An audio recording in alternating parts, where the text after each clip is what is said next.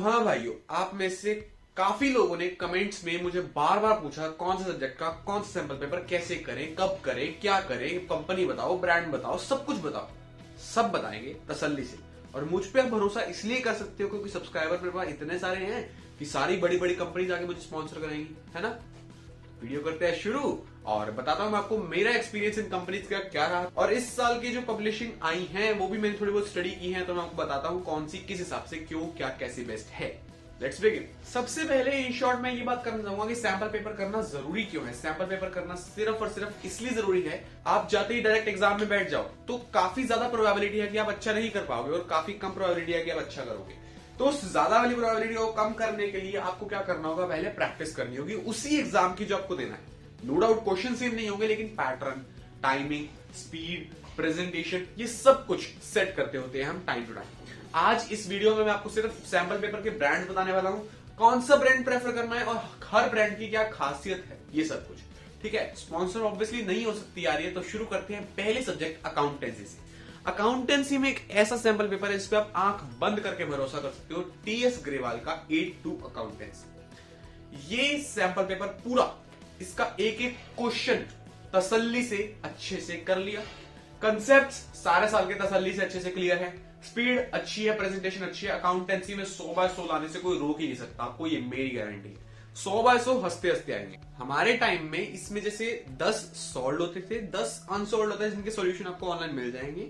एक current year का CBSE sample paper और एक मॉक टेस्ट, ये 22 सैंपल पेपर्स थे। मैंने सारे किए थे तसल्ली से। कुछ क्वेश्चन मैंने सर्कल किए थे जो मुझे फर्स्ट टाइम में नहीं हुए थे, बार बार रिवाइज किए थे। और बहुत बढ़िया सैंपल पेपर है यार। इस बार इसमें 6 सॉल्व हैं, 6 अनसॉल्व हैं, जिनके सॉल्यूशन ऑनलाइन मिल जाएंगे। एक सीबीएसई सैंपल पेपर, एक मॉक पेपर। इन 14 सैंपल पेपर में भी ये बुक मोर देन वर्थ है, more than value for money है और बहुत शानदार बुक है। मैं जरूर इसको रेकमेंड करूंगा और जितनी बुक्स में बात करने वाला हूं उन सबके लिंक्स डिस्क्रिप्शन में मिल जाएंगे, आप वहां से जाके चेकआउट कर सकते हैं। ठीक है, एक तो ये बुक हो गई और इस पे आंख बंद करके भरोसा करने का सबसे बड़ा रीजन कि ये सब कुछ कवर करती है। मुश्किल क्वेश्चंस भी हैं, इजी क्वेश्चंस भी हैं, लेकिन मेजॉरिटी मीडियम लेवल क्वेश्चंस हैं जो सीबीएसई ज्यादा डालता है हर बार की तरह। एमसीक्यूज का भी इसमें एट द एंड एक बैंक दिया हुआ है जहां बहुत सारे एमसीक्यूज आपकी प्रैक्टिस के लिए। तो अकाउंट्स के लिए आंख बंद करके ये बुक पकड़ लो और कोई कहीं सोचना ही नहीं है और किसी ब्रांड की तरफ झुकना ही नहीं है, बस बात खत्म। सिर्फ ये बुक मोर देन इनफ, अच्छे से कर लो, घोल के पी लो, बात खत्म। उसके बाद अगर मैं बात करूं इकोनॉमिक्स और बिजनेस स्टडीज की, इनकी साइड बाय साइड बात करते हैं। सबसे पहला ब्रांड जो मुझे अच्छा लगता है वो है एपीसी। एपीसी सैंपल पेपर्स बहुत बढ़िया सैंपल पेपर्स हैं यार, मतलब इतनी पतली पतली बुक्स हैं, काफी बढ़िया कंटेंट दिया हुआ है। इसकी एमसीक्यूज खासकर बहुत बढ़िया, शानदार। 20 में से आपको 15-16 मीडियम एमसीक्यूज मिलेंगे, 2 आसान और 2 मुश्किल, जैसे सीबीएसई डालता है। ठीक है, बहुत बढ़िया बढ़िया एमसीक्यूज है, अच्छी खासी प्रैक्टिस हो जाएगी और क्वेश्चंस भी बहुत अच्छे अच्छे दिए हुए। मतलब ये 2 बुक्स काफी इफेक्टिव है, इकोनॉमिक्स में भी और बिजनेस में भी। तो एपीसी पे आप रिलाई कर सकते हो, जैसा आपके टीचर्स आपको गाइड करते हैं। दूसरा ब्रांड जिसकी मैं बात करना चाहूंगा, एड्यूकार्ट। टू बी ऑनेस्ट, ये मैंने अपने टाइम में नहीं पढ़ा, लेकिन इस साल के बच्चे पढ़ रहे हैं जो मेरे शहर के हैं, मेरे जूनियर्स हैं, और मेरे जो टीचर्स हैं उन्होंने भी उन्हें रिकमेंड किया, फिर मैंने लिया, उनसे स्टडी किया इसको। तो ये जो बुक है, ये जो सैंपल पेपर है, काफी शानदार चीज है। एक और ब्रांड आता है ओसवाल। इन दोनों को साइड बाय साइड रख के बात करें तो इनमें क्या खासियत है। सबसे पहली चीज, इसमें टॉपर आंसर शीट दी हुई है, इन दोनों में ही।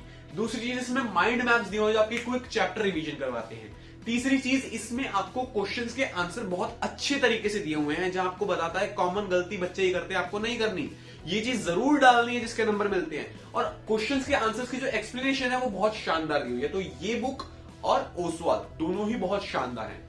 ये बुक मैंने पूरी डिटेल में नहीं पढ़ी, लेकिन ऊपर ऊपर से पढ़ी है, बहुत अच्छी बुक लगी मुझे।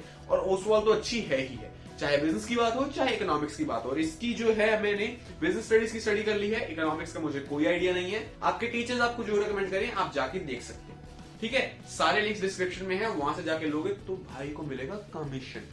ठीक है, आपको उतने की पड़ेगी, टेंशन मत लो, आपको उतने की ही पड़ेगी। ऑनलाइन मंगाने पे, मेरे लिंक से जाने पे और अमेजोन ऐप से जाने पे सेम रेट पड़ेगा।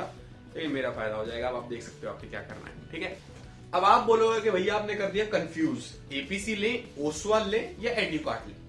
मेरी मानो तो इन तीनों में से still I prefer Oswaal as the top most. ये मैंने पढ़ा नहीं है, ठीक है, हाँ अच्छा है, लेकिन मैंने अपने टाइम में नहीं पढ़ा, मैंने इससे मार्क्स स्कोर नहीं की। Oswal is the best. Second number पे एड्यूकार्ट और थर्ड नंबर पे एपीसी।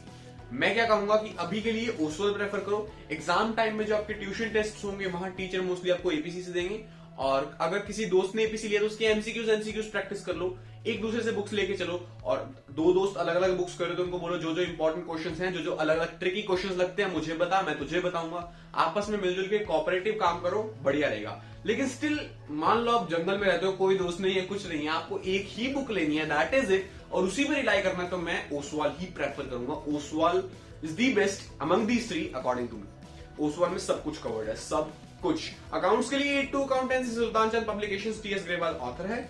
उसके बाद अगर हम बात करें इकोनॉमिक्स की या बिजनेस स्टडीज की, तो Oswal is the best. English मत लो, पैसे लगाने की जरूरत नहीं है। 2 से 3 टेस्ट दो, स्कूल में चाहे ट्यूशन में, ट्यूशन नहीं लगे तो आपको ऑनलाइन मिल जाएंगे, अपना टाइमर लगा के टेस्ट दे दो बस उसमें, ठीक है। आपको इंग्लिश में बस स्पीड की प्रैक्टिस करनी है, 2 से 3 बहुत है।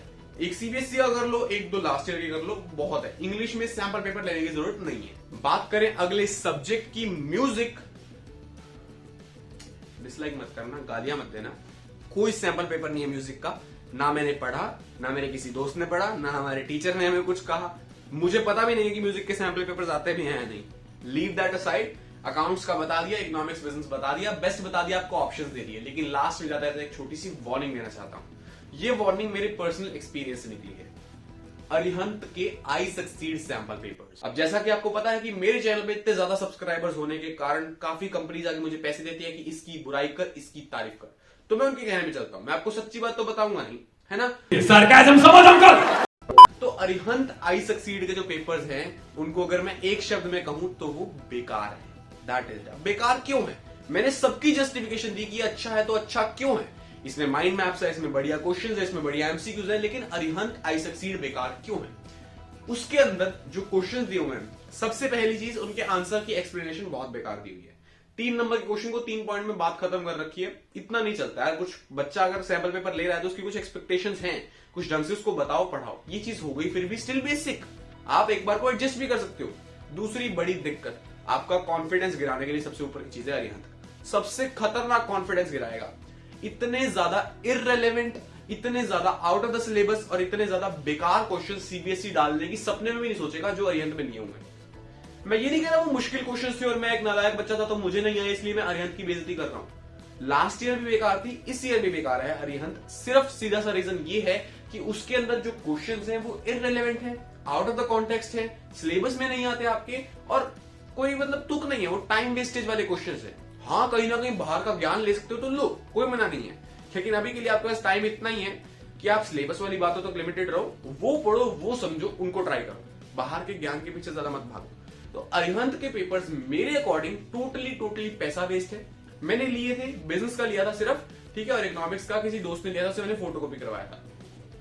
दोनों के दोनों बहुत बेकार थे। मैंने एक दो सैंपल पेपर पढ़े थे बस, उसके बाद वो ऐसे पढ़े रह गए। मैंने उनको एग्जाम टाइम तक छुआ भी नहीं। क्यों? क्योंकि there only purpose is to down your moral. आपका कॉन्फिडेंस रहता है कि तेरे को तो कुछ नहीं आता, यही क्वेश्चन नहीं हो रहा है। और सबसे बड़ी बात, वो क्वेश्चन सीबीएसई डालने की सोच भी नहीं सकता, इतने बेकार क्वेश्चन है वो। तो सीधे शब्दों में अगर इस वीडियो को करें कंक्लूड, अकाउंट्स के लिए 8 to अकाउंटेंसी, बिजनेस इको के लिए सबसे पहली प्रेफरेंस ओसवाल, दूसरी प्रेफरेंस एडुकार्ड एपीसी बराबर चलते हैं, ठीक है। दोनों में से जो मर्जी आप ले सकते हो, सारे लिंक्स डिस्क्रिप्शन में है, वहां से जाके चेकआउट कर सकते हो। वहीं से करना है यार, भाई को फायदा होगा, ठीक है, समझ गए। मर्जी है, बाकी आपकी धक्का तो मैं क्या कर सकता हूं। इस वीडियो में कुछ भी अच्छा बुरा लगा हो तो बता सकते हैं, और अगली वीडियो किस टॉपिक पे चाहिए वो भी बता सकते हैं। अगर अच्छी लगी हो तो लाइक शेयर करके अपना प्यार दिखाओ और अपने दोस्तों को फैला दो यार, इसको फैला दो, तसल्ली से फैला दो। मेरे चैनल का बाकी कंटेंट चेक कर लो, ये वाली वीडियो और ये वाली प्लेलिस्ट चेक कर लो, टैप हियर टू सब्सक्राइब, और till the next time stay tuned. धन्यवाद।